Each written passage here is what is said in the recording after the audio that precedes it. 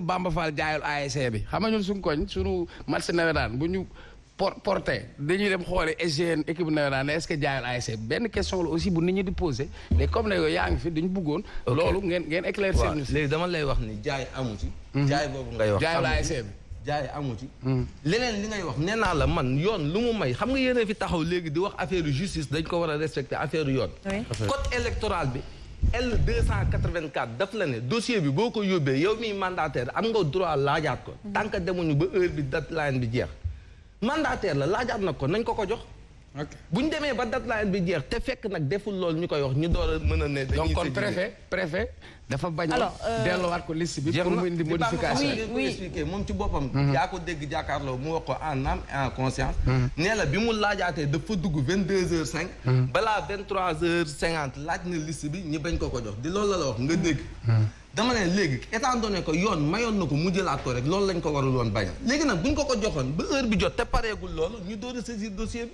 d'accord mais lu la yoon may rek pour man moom la warul xaj dinañ ñëw heureusement ak suñu juriste yi fi toog ñu gën ko leeral yoon lan la maye ak yoon lan la mayewul ak rejet liste yooyu fan lañ ko teg parce que gis nañ ci ay localités yoo xamante ne dañ ko rejeté justement bu ñu defee recours ñu ñëw permettre leen encore ñu bokkaat ci course gi justement mais Djibril est-ce que rejet yooyu ñuy gis te gisuñu ci benn yoon bu Benno Bokk Yaakaar qu'est-ce que ça veut dire parce que ñu bëri ñu ngi jàpp peut-être impréparation côté opposition wala peut-être manque de maturité politique moom moo tax ñu rejeter une certaine partie quand même des listes te gisuñu ci Benno Bokk Yaakaar mais loolu est-ce que du tey xel par rapport à ce qui se passe actuellement.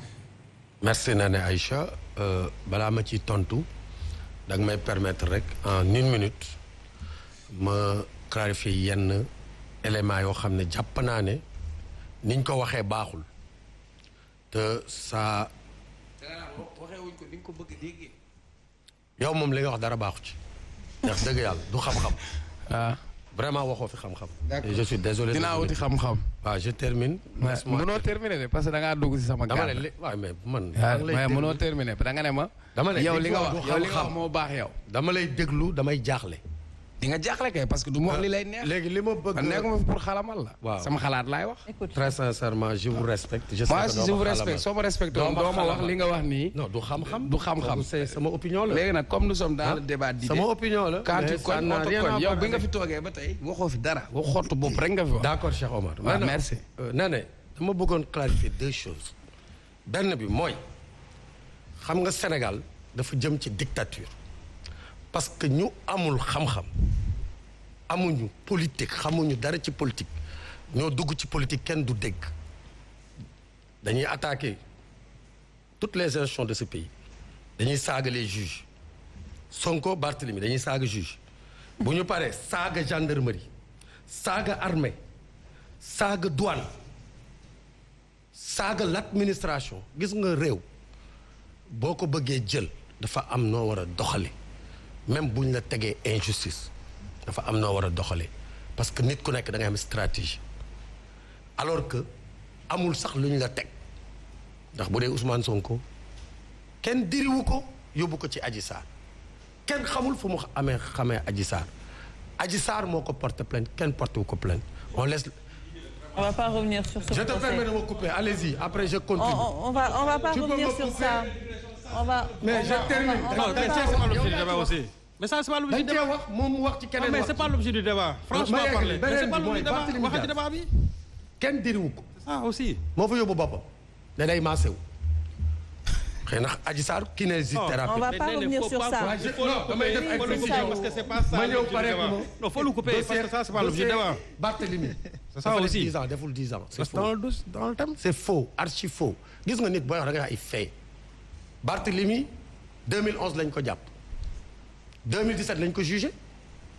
Barthélemy jugé nañ ko. mais léegi yow 2011 ba 2021. waaye may ma waaye ça fait combien. sëñ bi may ma yeggali. kii est-ce que yow nee na am na ñu seen jugement xam nga lan la ñuy wax man waxuma kaawu Barthélemy am na lu ñu mën a wax ci justice maître Tine wax na ko mën nañu wax ne détention longue détention yi war nañ ci taxaw mais ñëpp xam nañ ne ay sénégalais chaque fois ñu jàppaleen ci meurtre ñu tëdd lu ëpp loolu ba buñ leen jugé ba condamné leen ay 2 mois la ñu tëdd wala 5 ans dama wax ne loolu lu ñu war a dindi la ci Sénégal waaye dama ne Barthélemy sax bosam dafa jëlul temps parce que 2011 la ñu jugé ko 2017 Macky Sall def na ko député mais c'est normal Barthélemy n'a pas encore été jugé lan la principe de droit yi wax tant que tu n'as pas été jugé tu es innocent donc Barthélemy amoon na droit am yëpp au Sénégal et comme dafa bokkoon ci parti socialiste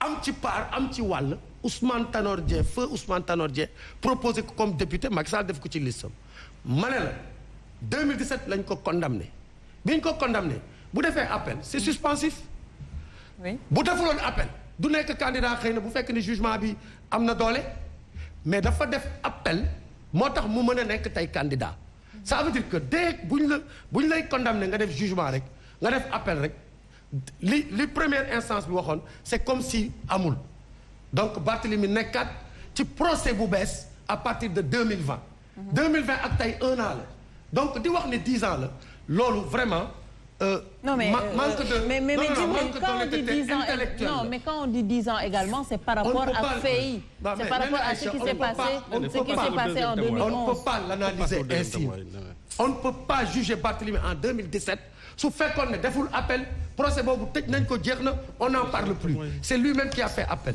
donc loolu dama bëgg muy leer ci bopp nit yi bu loolu weesoo ñu wax ci système judiciaire man maître lu mu wax léegi am na ci lu ma ànd waaye boo jëlee Sénégal parce que booy wax ne suñu justice indépendantul wala indépendant na mais kooku da ngay xool la ngànk justice bi di ko fonctionner loo la ko ngànk boo ko xoolee lan la conseil supérieur de la magistrature lan la gars yi di reprocher conseil supérieur de la magistrature je pense qu'il y a 16 magistrats les 16 magistrats c'est les présidents de cour suprême cour d'appel et les procureurs généraux ñoom ils sont d'office membres après les magistrats vont voter entre eux dugal bu mu nekk 16 magistrats président moo koy présider oui ministre garde des sceaux de la justice mooy vice-président bi mais ñoom ñaar rek kese ñoo ci bokk ñu si des ay magistrats lañu donc bu ñuy décider ci nomination magistrats yi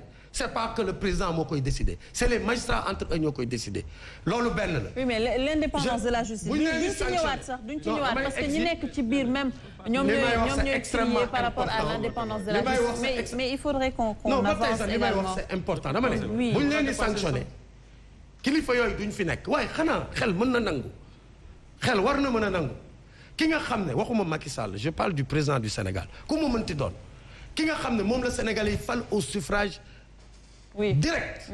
war a mën a présider conseil supérieur de la magistrature parce que am na ñeneen ñuy théoriser ne boo ci génnee président magistrats yi rek ñooy nekk seen biir mbaa doo am la justice des magistrats donc c'est pour attendez c'est pour équilibrer. C'est dans ce souci d'équilibrer. Maintenant il faudrait que les gens sachent que aucun pouvoir judiciaire dans le monde n'est parfait. D'accord. Mais ce qui est important et ce qui est constant aujourd'hui mooy les faits sont là. Par rapport on ne peut pas dire aux services aux forces de sécurité. Oui. que li ñu def du yoon. xam nga gis nga dëgg dafa Sénégal man dama ci commencé tiit man waxuma waxu politique. je dis Barthélémy Diaz tout le monde l'a vu daw ba ci ay policiers di leen menacer di leen joxoñ ñooñu def nii croiser les bras ça c'est des images que tout le monde a vu personne n'en parle Ousmane Sonko day taxaw di saaga ay juges personne n'en parle d'ailleurs son représentant gis nga ko léegi song na presse bi parce que ñoom ci loolu la ñu ne c'est des gens excessifs maintenant concernant les listes man vraiment Bassirou ce discours bi nga wax léegi dama ci d'accord dama d'accord ci discours bi nga wax d'abord sur le plan li nga wax ne homme politique yi dañu war a parce que affaire Karim Wade bi Barthélémy Diaz dafa waxoon ne Karim Wade sàcc la léegi Barthélémy Diaz nee na Karim Wade du sàcc man en 2012 je disais que je suis pas d'accord ci cour créé man loolu laa wax te ba tey je suis constant je suis pas d'accord donc nit ki da ngay am constance soo ma nee lu tax d'accord ci ma wax la ko mais pour Khalifa Sall le cas de Khalifa Sall kese ñu jël ko rek teg ko mais on va pas revenir sur ces débats. Djibril, on va oui, mais on va pas revenir sur ça. qui en a parlé. Mais on va pas. Tu as laissé Serigne dafa joxe exemple. mais reste dans le thème. damay def ay mise au point. on est nombreux sur le plateau. donné de fausses factures Serigne Saliou. C'est ça que je voulais t'informer. Non, j'ai dit mais maintenant faut rester concernant dans le les thème. investitures du ma ci yàgg. Ça aussi. man jàpp naa ne li ma wax sànq mooy sama waxu tey État du Sénégal c'est un État. Le préfet c'est une autorité administrative qui reçoit des dossiers. À ce titre su ko jotee daf lay da ngay indi sa bordereau avec la liasse constitutive pour ñu ne lii la mu jox la récépissé Sénat signé ko waaw bu fekk ne moom amul pour rejeter dossier autorité administrative lu dul soo ñëwee après heure bi mais dossier yëpp daf leen war a jël wax la li nga déposé jox la récépissé Sénat visé ko bés ba nga xam ne rejeté nañu ci commission bi rejeté dossier yi yow am nga droit de recours pour dem cour d'appel loolu la opposition bi def yàlla def ne te ñu kontaan ci lool ndax gis nga compétition électorale dafa am solo ci réew on n'est pas là pour dire nañu rey Yewwi Askan Wi wala nañu rey Bougane je dis tant que les listes man je suis légaliste xaaral rek l'autorité administrative bu defee dérive du ñàkk ci réew du ñàkk il y a des gens zélés tu vois les gens de Pastef comment ils sont. Mais non, donc ils sont zélés. Mais Djibril, s'il vous plaît. Mais il faut pas qu'on catégoriser comme ça. Mais mënuñu catégoriser comme ça. dama ne. Non, justement loolu laay. Non, j'ai dit juste catégoriser après voilà. J'ai dit les gens de Pastef sont zélés. gis nga ko lu mu doon wax ci presse bi léegi loolu moo tax ma wax ko. dama wax juste que il y a des autorités administratives qui veulent être zélées. bu loolu amee opposition dem nañu cour d'appel jox nañ leen raison est-ce que dégg nga leen ñu saaga justice bi gis nga noonu ñu taxawee ba wax ne tey cour d'appel yooyu wax nañu dëgg noonu la ñu war a taxawee Barthélémy ba mu defee appel cour d'appel ñu woo ko convoqué ko mu bëgg a taal Sénégal ñu ne force de l'ordre du ñu wax donc je crois que il faut que quand même dans ce pays qu'on apprenne à dire la vérité et parce que le Sénégal je le dis est au-dessus de nos querelles politiciennes. Voilà ce que moi je pouvais dire sur la question. Alors justement qu'est-ce qu'on peut retenir de ces rejets ci liste yi on a vu le cas ce qui s'est passé à Matam d'ailleurs les gens ont applaudi par rapport à foofu comment ça a été traité comment le cas a été traité mais qu'est-ce qu'on peut retenir de ces rejets de liste. jërëjëf Néné Cheikh Omar je vais te surprendre parce que par rapport à tout ce qu'il a dit damay armé wu ak silence du ma ci tontu. am na lu may junj foofu donc pour ñëw ci li nga xamante ne effectivement moom mooy jëm ci. teg ko ci table fii li ñuy préfet yi ay wax yooyu amul teg ko ci table football moomu amul. lu jëm ci wàllu préfet yi li nga si wane rek ak liñ siy jàngat lenn képp la mooy abus. abus de pouvoir. abus de pouvoir mooy mbir moo xamante ne en réalité avertir nañ ci parce que boo xoolee. Adama Faye par exemple li mu indi li ñu ko dàqee lu mu doon ci ay couleur boo xoolee ñaari couleurs yi ay ree sax dalay jàpp mooy wane ne préfet yi dañoo def abus boo yéegee ba ci kaw nga dem ci ki nga xamante ne moom mooy Pape Alé Niang c'est un journaliste nee na am na ci ay sources yu leer ne préfet yi ak sous-préfet yi doon nañ def aller retour Mermoz chez Macky Sall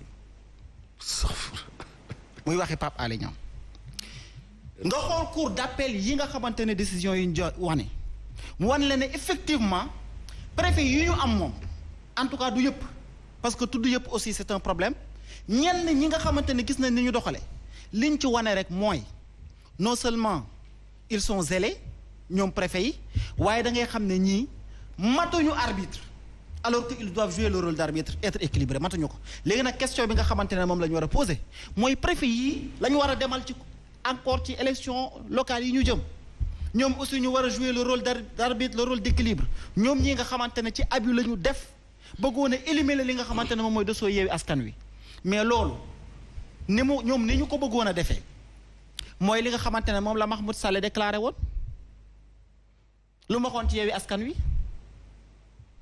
Yewwi Askan Wi est tué dañ ko war a dindi fii yëpp parce que waru fee am moom Mahmoud Saleh loolu la waxoon ñu dem ci élection yi dem dépôt. mais ça n'engage que lui quand même. Justement loolu bu doon ci moom la yam dañ naan ça n'engage que lui peut-être c'est la petitesse de sa pensée kooku ñu duñ ci wax mais bu demee ba nga xamante ne nag ay préfet des autorités administratives ñoom ñu def loolu yu méngoo ko wax yooyu alors on s'interroge ñii est-ce que doy nañu ñoom pour ñu dem ak ñoom ci ay élections ñoom préfet yooyu muy benn ñaareel bi sëñ Saliou mi ngi koy wax da ngay gis préfet def toj-toj ñuy xaar ñu sanctionné ko ñu daat koy jox beneen ndomba tànk mooy préfet bi nga xamante ne moo taal Sénégal mois de mars tey jii nii c'est le gouverneur de Saint-Louis. Ousmane Sonko moo taal Sénégal. nga continuer daal di dem juste pour wane ne ñoom ci abus la ñu dëkk. nañ dem fi nga xamante ne moom mooy Kédougou.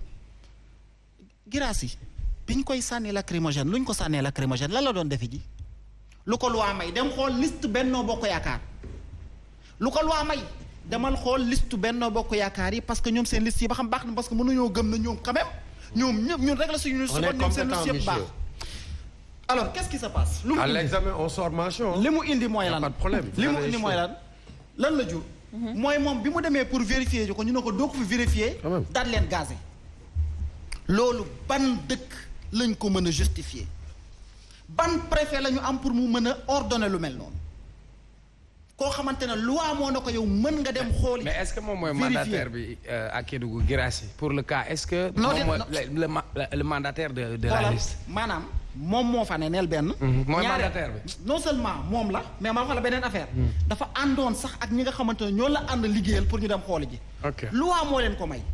yow nga dem di xooli ji ñu gazé leen ne leen doo ko fi xoole xam nga loolu lu muy fi signifié. mooy kon donc doute day am. est-ce que ñoom Benno Bokk Yaakaar donc pourquoi ñun waruñoo dem xooli ci seeni liste te loi may ñu ko ñu dem di ko defe ji ñu dem gazé ki nga xamante ne moom mooy Guirassy seen liste yëpp jàll. ñoom on est bien. loolu nag xam nga lu nga ci jàng. mooy suñu préfet yii ñu yor nii. donc ci élection yi ñu jëm te lii may wax dama koy wax ñi nga xamante ne tey jii ne ñoom ñooy sénégalais ñuy suivre parce que ci wàllum justice la ñu nekk sëñ bi boo ñu amoon tuuti respect ci ñun da nga ñuy bàyyi ñu continuer sànq ba tey yaa ngi koy def respecté ñu parce que bi ngay wax dañ laa respecté. yow Ousmane Sonko respecté wul Sénégalais mais yow nga respecté ñu. yow nga am respect yow amoo respect. wax ko Ousmane mais amoo respect. wax ko Ousmane vous n'avez aucun respect. ba ñuy may ñu vous êtes continuer dañuy wax excessif monsieur. mais vous n'avez pas de respect. vous êtes violent vous êtes arrogant et amoo respect ci nit ñi bàyyi ñu wax. quand même boo ma respecté wu nga respecté Sénégalais. tu respectes personne. mais nga respecté Sénégalais yi. man ma jéem a respecté Sénégalais yi. mais il est irrespectueux ce monsieur là. donc je disais pire que moi. donc je disais donc li ma doon wax rek mooy li nga gis Sénégal mooy lii mooy li fi am en réalité ñi ñu yilif ci lii la ñuy doxee suñu justice bi nag moo tax magistrat yi nga xamante ñoo nekk cour d'appel parce que lii c'est une occasion pour ma taxaw ci man daan ne taxaw leen parce que Ousmane yàgg na koo wax du magistrat yëpp ñu tuuti lañu ñu teg leen ci des postes stratégiques 5 mètres bi nga koy wax ñii procureur ñii juge d'instruction ñii doyen des juges nga xamante ne ils ont la possibilité de tëj la léegi en une fraction de seconde te maître li nga doon wax léegi je pense que Sénégal jot na également ñu réfléchir teg li nga xamante ne moom mooy juge des libertés waaw et de la détention parce que loolu bu ñu ko fi amoon tey peut-être yenn jaay doole yi nga xamante ne ñu ngi koy def du fi am lii mooy situation bi nga xamante ne moo am ci réew donc léegi nag boo xoolee rejet yi fi am nga analyser cour d'appel recours yi nga xamante ne recevoir nañ ko ak niñ ci réagir ak li loi maye. te nga xamante ne ñoom préfet yi mayuñu ko woon ñii nga xamante ne ñoom ñooy candidat de l'opposition alors on s'interroge dañuy laaj ba xam préfet yii ñun élection yi nga xamante ne ñoo ngi fa war a jëm 23 janvier. oui très sincèrement. ñoo ngi naan jàmm la ñu bëgg ñun ñëpp moom la ñu bëgg waaye ñii daa am lu ñu jot a wane. loo xamante ne ñun moo ñu commencé douteloo yii préfet nga xamante ne dañoo def abus tey bu ñu ci eggee ñoom ban position la ñuy amee ban posture la ñuy amee est-ce que ñii ils ont encore la crédibilité de continuer taxaw posture bu ñu amee jouer le rôle d'équilibre et d'arbitre bu ñu demee ci élection yi loolu question la boo xamante ne mën nañ ko poser maintenant suñu justice bi ñëpp a ngi koy wax on ne peut pas être plus royaliste que le roi ñoom ñi nekk ci biir justice bi nga jël ñi nga xamante ne ñoom ñooy union des magistrats du Sénégal ñoom nee nañu justice bi dañ ko war a bàyyi mu indépendant ñoom ñoo ko wax ñoom nee nañu l'immixtion de l'exécutif ci le pouvoir judiciaire dafa war a jeex ñoom ñoo ko wax te fii lañ fi gis ay dossiers yoo xamante ne je le rappelle toujours mi ngi fi Macky Sall moo ne maa teg sama loxo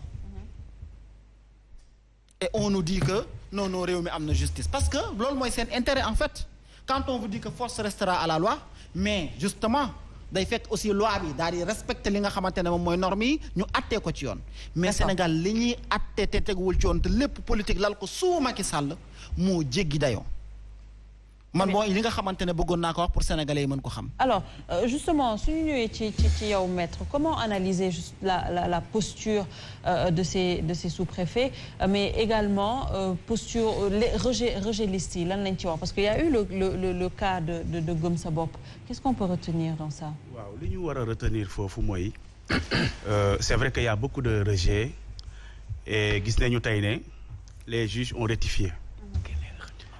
bon jàngat bi nag mën nañu ko gisee d'une part que dëgg la parce que bu ñu ko jëlee côté politique tuuti dañu naan comme ni ko Sadikh waxee les sous-préfets ñoo ko tey